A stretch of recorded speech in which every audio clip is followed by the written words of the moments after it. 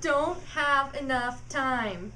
How many of you have ever been so stressed or frustrated just feeling like there aren't enough hours in the day to get everything done?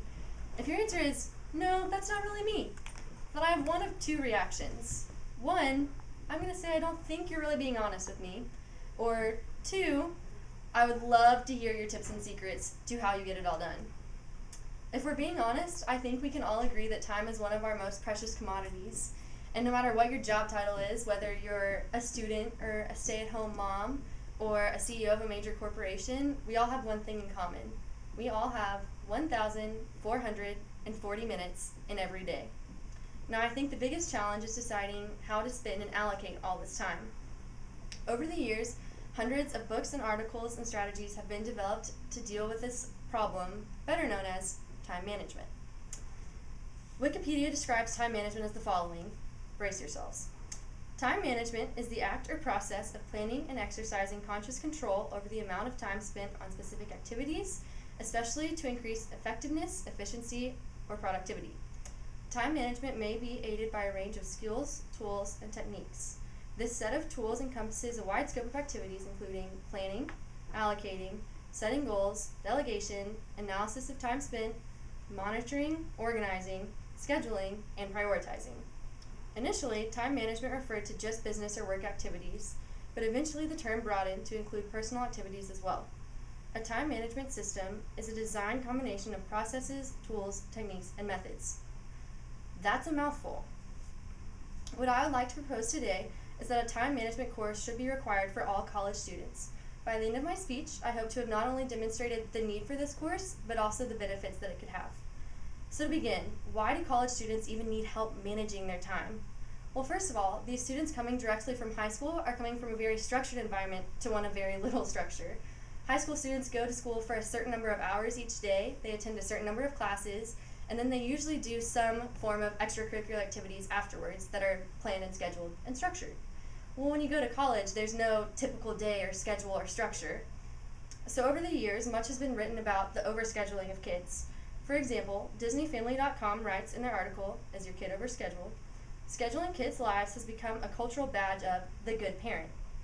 A 2006 report from the American Academy of Pediatrics, or the AAP, notes that parents are bombarded with carefully marketed messages that good parents expose their children to every opportunity to excel and to ensure that their children participate in a wide variety of activities. The frenzy of activity frequently continues and even accelerates into the teenage years. The AAP goes on to report that student health services and counseling centers on college campuses have not been able to keep up with the pace with the increased need for mental health services that are purportedly at least partially caused by the effects of overscheduling. Derek Shea, a school guidance counselor in Amherst, Massachusetts, says, I get kids who are rushed, traveling at 100 miles an hour, never feeling like they're doing enough. They get a B+, and they're in my office crying their eyes out. Been there, done that. Dr. Kevin Nugent, a director of Children's Hospital in Boston and a lecturer in psychology at the Harvard Medical School, points out that children used to having their every waking hour scheduled for them may not have a clue how to structure things for themselves. They're expecting adults to organize their whole world for them. You may also be familiar with the term helicopter parent. This term appeared in 1969 with the best-selling book Between Parent and Teenager by Dr. Haim Janot. In this book, a teen remarks that, Mother hovers over me like a helicopter. This helicopter phenomenon has since been mentioned in the Wall Street Journal, in USA Today, and numerous books. You know them, the baby boomer parents that still call their children who are in college to wake them up every morning. They're calling, they're emailing their professors to complain about grades and homework loads instead of letting their kids learn to deal with it for themselves. And while I hope that these parents are operating off of good intentions, I can assure you that the results are usually anything but good. And I'm also not accusing every parent of being a helicopter parent by any means, but I do think it's more prevalent than any of us care to admit. Based on this information, I think that the change from home to college is reason enough to grant that a time management course would be very prudent. So if we can agree on these benefits, why should the course be required?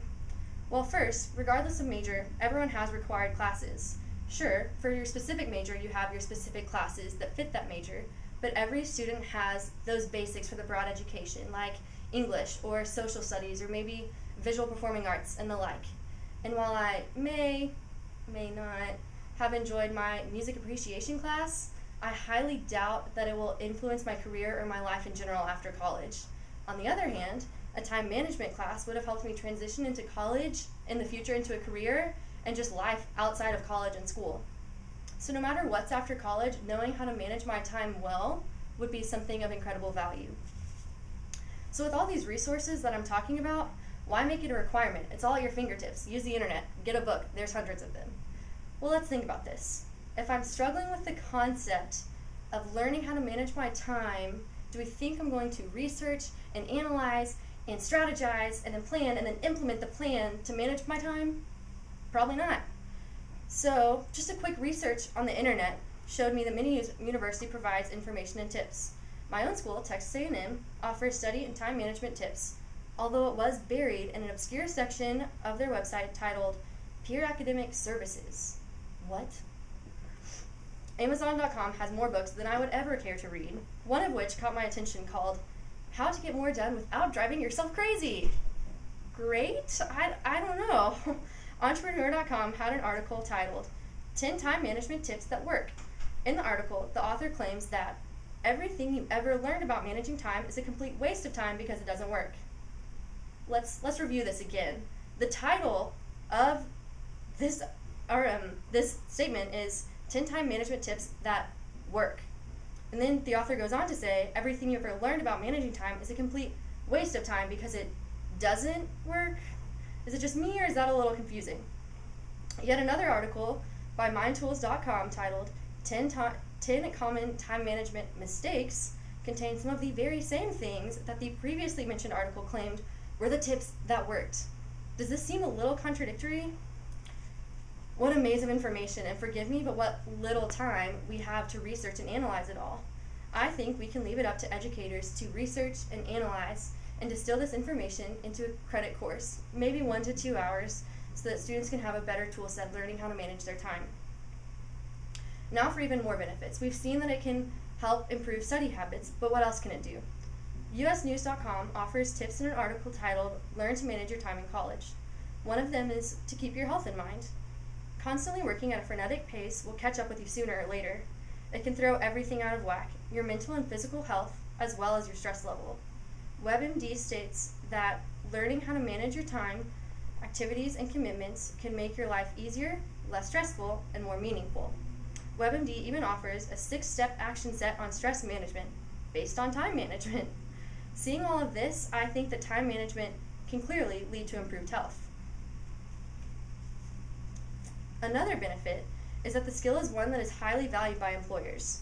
Randall S. Hansen, PhD, and Catherine Hansen, PhD, wrote an article for Quint Careers titled, What Do Employers Really Want? Top Skills and Values Employers Seek from Job Seekers. One of the skills mentioned is flexibility, adaptability, managing multiple priorities, the capacity to manage multiple assessments and tasks, set priorities, and adapt to changing conditions and work assignments. Also mentioned are planning and organizing, as well as dependability, reliability, and responsibility. Time management concepts can positively affect all of these things.